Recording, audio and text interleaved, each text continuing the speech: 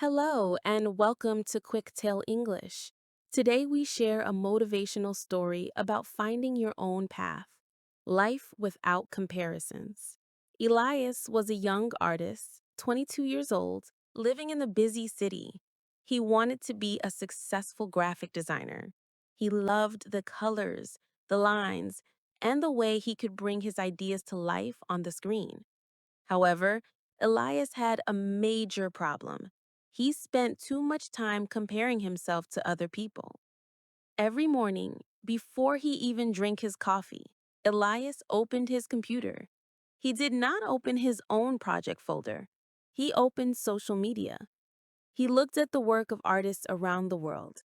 He saw finished, perfect pictures, beautiful portraits, complex digital paintings, and logos for big, famous companies. His biggest competitor, though they had never met, was an artist named Victor. Victor was only a few years older than Elias. Victor had thousands of followers. Victor's work was always flawless, and his life, as shown online, looked perfect. Big studio, cool clothes, traveling often. When Elias looked at Victor's polished final artwork, he immediately looked at his own desk.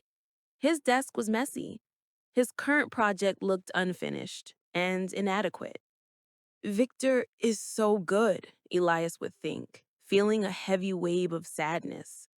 My work is terrible. I am so far behind.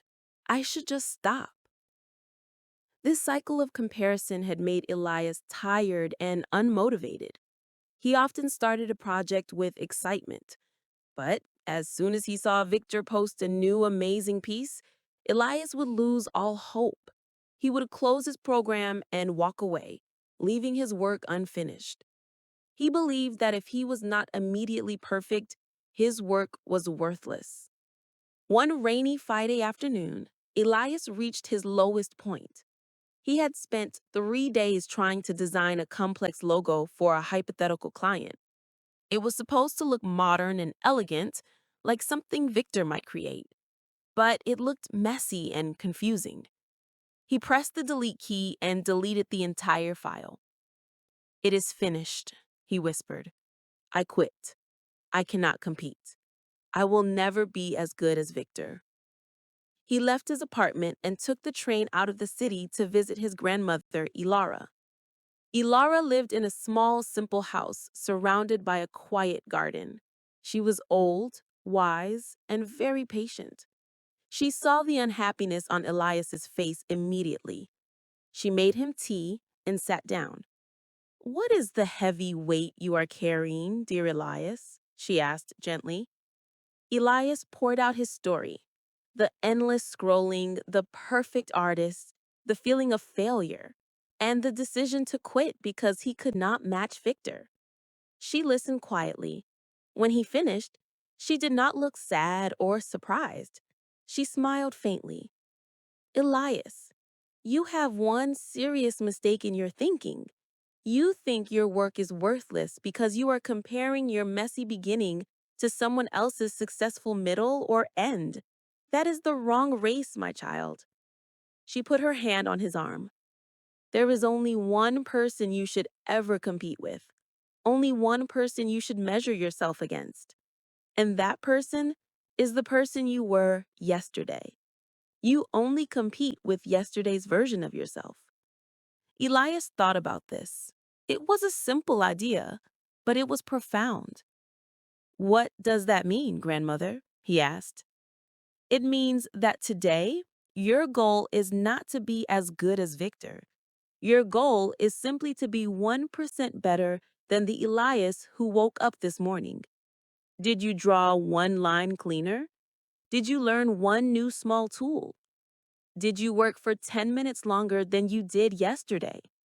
If the answer is yes, then you have won. Victor has his own mountain to climb. You have yours." The next day, Elias returned to the city with the new perspective. He did not open social media. Instead, he made two important changes to his routine. Change one: stop looking backwards. He wrote the phrase on a sticky note and put it on his monitor. Today, greater than yesterday. He banned himself from looking at Victor's work or anyone else's for 30 days. He would only focus on his own screen. Change 2, the daily improvement log. He started a small notebook. Every evening, he wrote down one small thing he learned or improved that day. He did not write about success. He wrote about effort. Day 1, I learned how to use the gradient tool correctly. My shading is 1% smoother than yesterday. Day 5, I worked for 2 hours without checking my phone. My focus is better. Day 10, I managed to draw a hand that looks almost correct. Yesterday's hands were terrible. Today's is less terrible. That is progress. The first few weeks were difficult. It was hard to stop the habit of comparing. Sometimes he felt disappointed because his progress seemed so slow. But then he would look at his log. He would take a drawing from day 1 and compare it directly to the drawing from day 15. The difference was small, but it was undeniable. Day 15 was cleaner. Day 15 showed more control. He was winning the only competition that truly mattered, the one against yesterday's Elias. 6 months passed. Elias was still working. He was no longer tired or sad. He found a quiet joy in the process. He realized that Victor's perfect final product was the result of thousands of yesterday's improvements, not sudden magic. Victor was not his competitor. Victor was simply far ahead on his own path. Elias had a large stack of finished drawings and designs now. He took his favorite, a piece he had worked on slowly and patiently, and prepared to post it online. He did not post it to get validation or to measure himself against Victor. He posted it as a record, a proof of his own consistency. He looked at his daily log. He opened the file he had tried and failed to make 6 months ago. He opened the new file he made today. The new file was strong, clean, and elegant. It was the best work he had ever done. He smiled. He had not suddenly become as good as Victor, but he was hundreds of times better than the Elias who had quit 6 months ago. He had won the only competition that had ever mattered. He had found life without comparisons. Thank you for joining QuickTale English. Remember this story and continue practicing your B1 English. See you next time.